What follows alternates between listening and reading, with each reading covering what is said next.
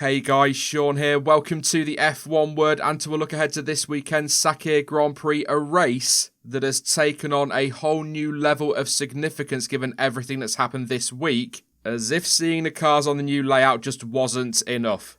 Obviously, this will be a slightly different preview given that we have no historical information on the outer loop and not that many stats either. But let's have a look at some of the stats that we do have, and the circuit is 3.543 kilometres long, or if you would prefer that in miles, that's just over 2.2. And there is a predicted average speed of 230 kilometres an hour, and we can expect to see sub 60-second lap times. Wow, and as a result of all of that, the race on Sunday will be run across 87 laps. Just the two DRS zones this weekend, the first between turns 3 and 4 with the second running down the start-finish straight, and the detection points for both of those are in the same place as they were last weekend. You're probably going to hear this a lot in this video, but I really can't wait for this weekend, and I know a lot of people are concerned about the overtaking opportunities, but to be fair, turns 1 to 4 are more or less the same as they were last time out, although the exit of 4 will be slightly different into 5, and it's through that first complex where we actually saw most of the wheel-to-wheel racing last weekend.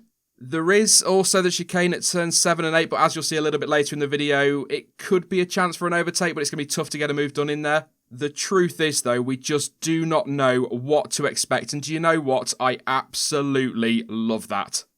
In terms of tyres, we know exactly what to expect because they are the same as last week, so that's the hard C2, the medium C3 and the soft C4, so that's middle of the range. And looking at the information Pirelli has put out, we might see very much the same when it comes to race strategy 2. A one-stop is possible but remains very marginal, so I think we can fully expect to see multiple stops. So for example on Sunday, the only driver to make one racing pit stop, I say racing pit stop because some drivers did put a fresh set of tyres on during the red flag, but that was only after lap 1, so wouldn't really make any difference. But anyway, the only driver to make one racing pit stop was Pierre Gasly, with everybody else, including race winner Lewis Hamilton, making at least 2.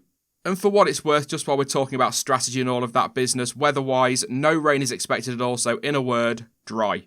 One thing I think we can confidently predict is that we should see plenty of running during practice as teams and drivers try to adapt to the new layout, and it is worth noting that session times are later than they were a week ago, so temperatures might come down a little bit. It's still going to be hot. And actually, you know, whilst we're on that, let's have a look at the timings. As ever, these will be UK time, but you can find a link in the description to the full schedule in your time and all the broadcast information for your region. So FP1 starts at 1:30 PM UK time and is the usual 90 minutes, as is FP2, which will start at 5:30 PM. FP3 gets going from 2 PM on Saturday with qualifying underway from 5 PM. And it's lights out for the race on Sunday at 5:10 PM. If you're in the UK, some nice evening time slots there. Now, as well as there not being many stats, we also don't have much footage or imagery of it. So for the first time in a while, I'm going to hand over to Tom, who will take you on a virtual lap around the Bahrain Outer Loop. It's a quick one, so enjoy. It's been a minute, but we are back, and my name is Tom97, and once again I'm here on the F1 Word channel, and I'm here to give you another hot lap around one of these kind of fantasy new venues in F1 2020, and this one is going to be the Sakhir Grand Prix Bahrain Short Outer Circuit. First of all, down towards turn number 1, nothing will change compared to the regular layout. 100 meter board, hard on the anchors, make sure you try and pick up your inside apex, then quickly back on the throttle, flat out through 2 and 3 as you make your way up the hill with a little bit of oversteer, and now heading up to turn 4, this is where things take a bit of a change. 50 meter board on the brakes, clip your apex, and then bring the car back over to the left hand side, shades of 2010. Bring the car all the way over to the left to try and straight line your braking into the chicane. 4th gear, flip the car left, flip the car right, easy on the throttle over the top as the track gets very loose and falls away from you. And then suddenly we're now back onto the back straight here with only one more corner to go. Once again, 100 meter board on the anchors, picking up your apex, quickly back on the throttle, and there you go. You now wait to open the DRS as you run to the line, and that is going to be it. A very short 55-second lap around the Bahrain outer layout for this weekend's Sakhir Grand Prix, but I'll now hand back to Sean for the remainder of the video. There you have it then. I honestly can't wait to see the cars around that layout this weekend. It's going to be weird and fantastic. But anyway, massive thanks to Tom for sending that over at short notice, and there is a link to his channel down in the description, so please do head on over and check out Tom's content. Right then, before I get on to my predictions, just a quick reminder of the driver changes this weekend in case you happen to have missed all the news earlier this week. Firstly, Lewis Hamilton will not race this weekend after testing positive for COVID-19. The world champion is suffering from mild symptoms, but he is otherwise fit and well. There is also the possibility he will miss the Abu Dhabi Grand Prix, but more on that when we hear a little bit more from Mercedes. Therefore, George Russell will make the step up to fill in for Hamilton at Sakhir and obviously will partner Valtteri Bottas. That means that Russell's seat at Williams will be taken by Jack Aitken. What an opportunity for him and George, of course. And Pietro Fittipaldi will fill in for Romain Grosjean this weekend as the Frenchman continues to recover from the injury sustained on Sunday. Once again, get well soon, Lewis and Romain. Like I say, it's going to be a fascinating weekend and there will be loads to keep an eye on, which leads me quite nicely onto my predictions then. And yes, this week I will bother with the front of the grid. This really is so tough to call. I know I say that most weeks, but we really don't know this time. Not only have we got a new layout, we've also got new drivers on the grid and other drivers driving faster cars than they were a week ago. One thing we do know, though, is that power will be the key around this layout, so the likes of Mercedes should still be the ones to beat. And as great as the story would be, I can't see George Russell hopping into that car and beating Bottas with just 3 days prep.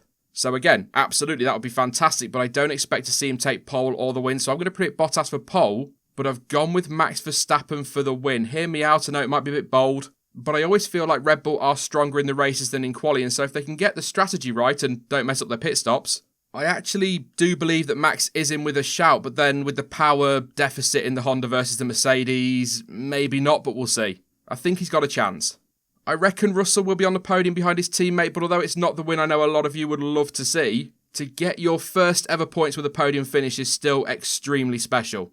I'll also go out on a limb and say that I think he will make top 4 in qualifying as well, but expect to see him doing a lot of laps during practice. I'm also, just for what it's worth, going to say that Albon will build on last weekend's decent showing and finish P4 on Sunday.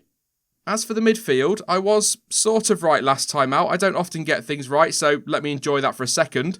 Racing Point, or at least Perez in a Racing Point, were the ones to beat in the battle for the best of the rest. Unfortunately, Checo was beaten by his own power unit after looking set for a second consecutive podium. However, it was actually McLaren that surprised with their pace on Sunday, so definitely keep an eye on them this weekend. I'd still say, especially given the importance of power on this crazy layout, that Racing Point will remain a team to beat in the midfield. And so I will say once again that Perez will lead home the midfield, but this time ahead of Sainz and Norris, with Renault picking up tail end points. And you know, to be honest, although absolutely anything can still happen, I think the fight for P3 in the Constructors is now down to McLaren and Racing Point. The gap between the two teams is 17 points, so the latter cannot afford any more reliability problems, and Lance Stroll certainly cannot afford to be qualifying 13th, otherwise that fight could realistically be over come the checkered flag on Sunday. This really is a huge weekend for several drivers and teams, and with this being the penultimate race of the season, there's not a lot of time to bounce back either. But what do you guys think? You can let me know your predictions and your thoughts ahead of the weekend down in the comments section. So as usual, who are you backing for pole position on Saturday and who do you think will take the win on Sunday? That is it for the Sakhir Grand Prix preview then, but I will be back live across the weekend as always. But in the meantime, don't forget that you can of course follow me over on social media, and all of the links you need for that are in the description down below. But as ever, thank you for watching. I've been Sean, this has been the F1 Word, and until next time, goodbye.